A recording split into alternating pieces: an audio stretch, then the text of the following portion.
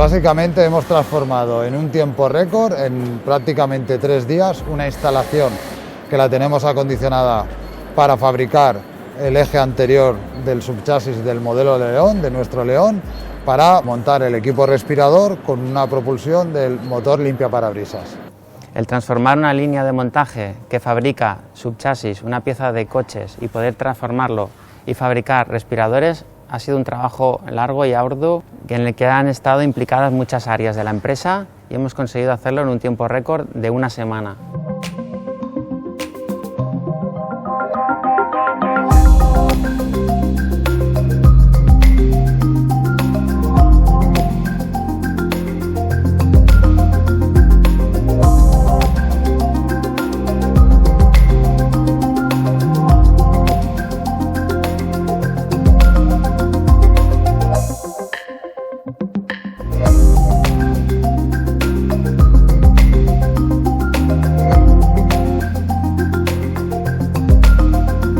La motivación de todas las personas que hemos venido a participar en este proyecto es ayudar